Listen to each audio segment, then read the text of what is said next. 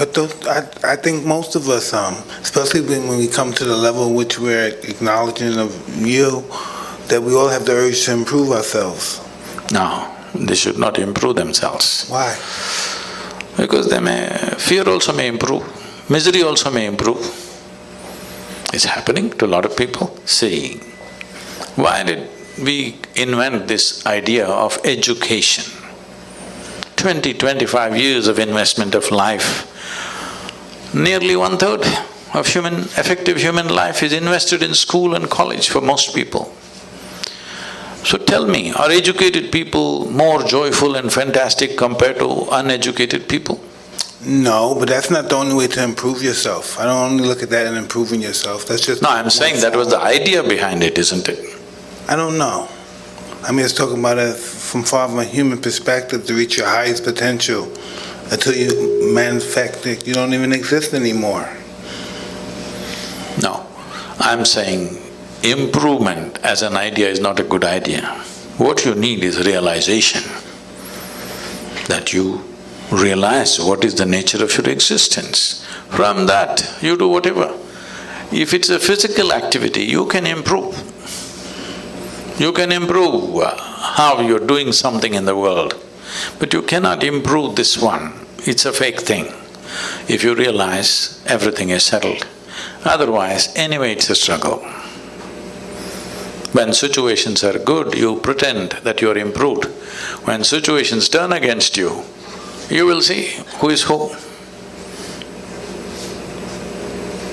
When everything is going well, everybody is fantastic, you know. When life turns against you, still are you fantastic? That's the question.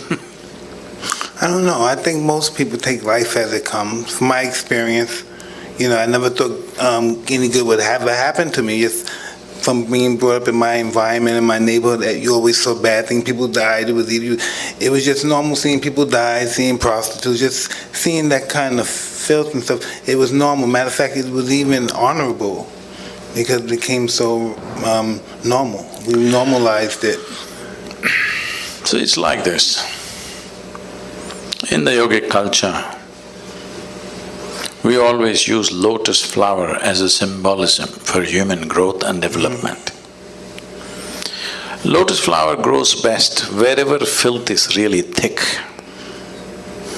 So, why we're using lotus as a example or a symbolism is, this grows well because there is filth. It stays in the filth, but untouched and fragrant. So this is a choice that all of us have. Either we can develop allergy to filth and run away and live in a mountain cave. There also filth will follow you in your head, it won't leave you. Or we can become part of the filth. Or we can blossom into a fragrant flower. This is a choice every human being has every moment of their life.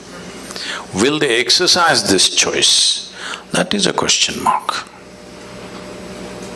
Yeah, I'm very flowerful.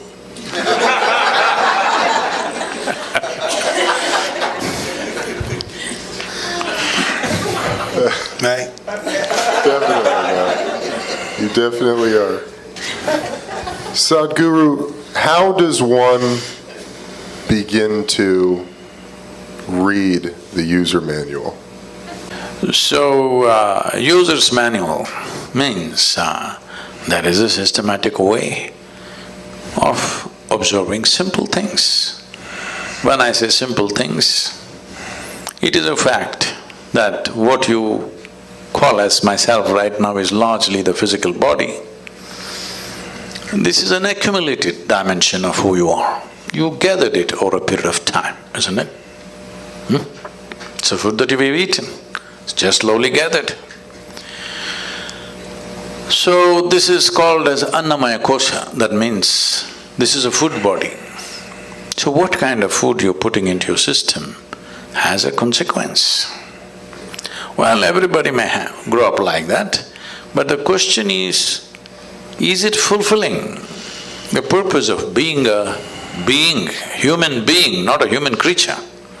Is it supporting your nature of being a human being? That's a question. Well, when it was a question of survival, we ate whatever came our way. That's a different matter. But now survival is taken care of, it's a time that we need to pay attention. If we want to be human being, what kind of body should I possess? Will it support my being or will it make me into a reactive process? All creatures, nothing wrong with them.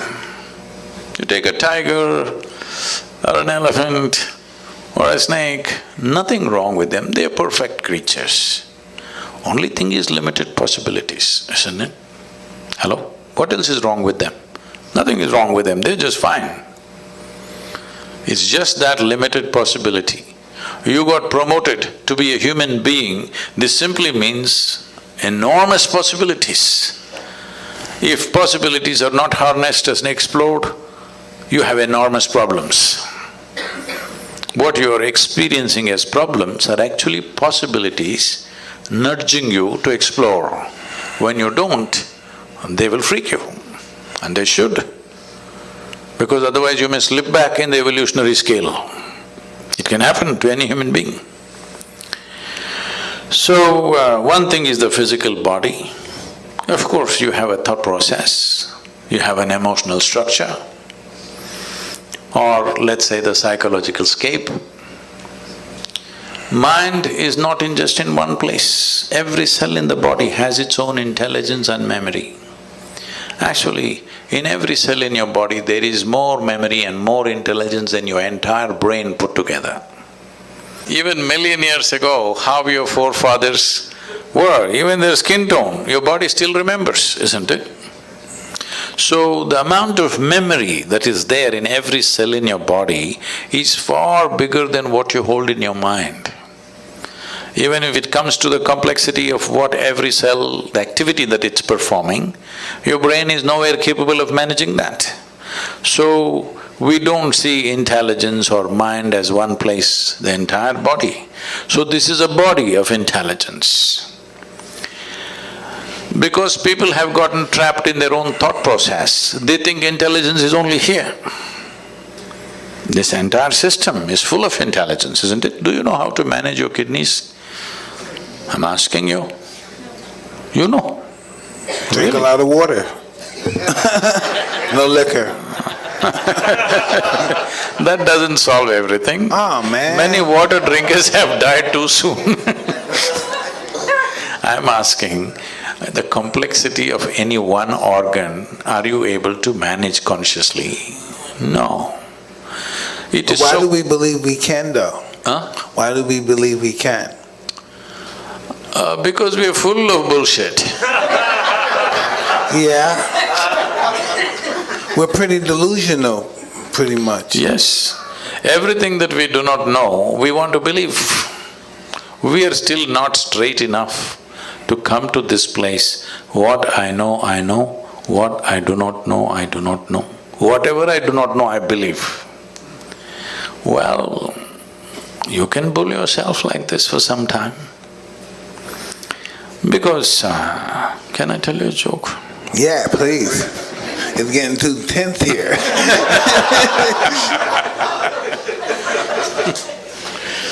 So this happened, a bull and a pheasant were grazing upon the field. The bull was chomping on the grass and the pheasant was picking ticks off the bull, partnership. There was a huge tree at the edge of the field and the pheasant looked up at the tree very nostalgically and said, "Oh, alas, there was a time I could fly to the topmost branch of the tree. Now I do not have enough strength in my wing even to get to the first branch." The bull very nonchalantly said, "That's no issue. Just eat a little bit of my dung every day. You will get to the topmost branch of the tree within a fortnight." The pheasant said, "Oh, come on, what kind of rubbish is that?" The bull said, "Really, try it and see, the whole humanity is on it." So the pheasant started pecking at the dung, and lo, on the first day itself he reached the first branch of the tree. Within a fortnight, he did hit the topmost branch of the tree. He went and sat there on the topmost branch of the tree, just beginning to enjoy the scenery. The old farmer who was rocking on the rocking chair saw a fat old pheasant sitting on top of the tree. He pulled out his shotgun and shot the bird out the tree. The moral of the story is, many times even bullshit can get you to the top, but it never lets you stay there.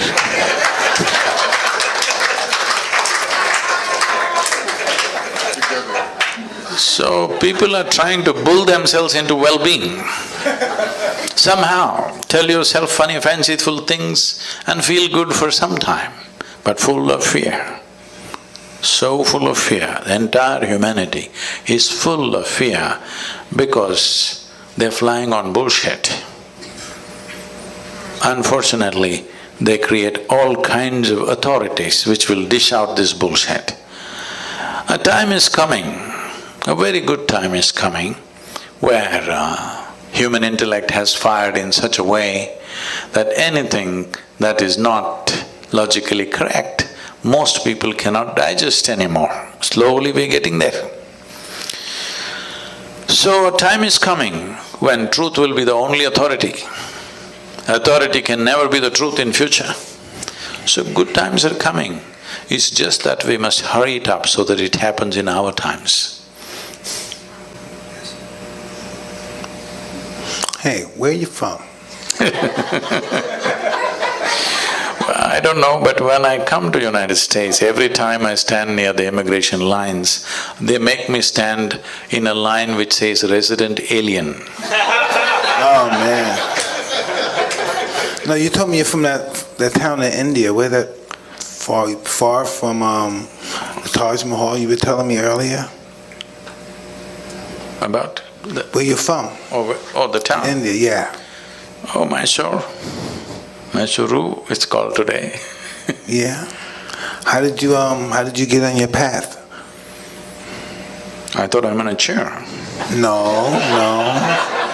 How did you get on the path to meeting people like this, like us? How did we get engaged? How did you start doing this? What made you believe you can do this? Again, you're talking about belief. Let me clear that first. See, belief means just this. I believe in this or that means, I don't know, but I'm bullying you. Why can't I say I don't know? What's the problem? I do not know is a tremendous possibility in human life.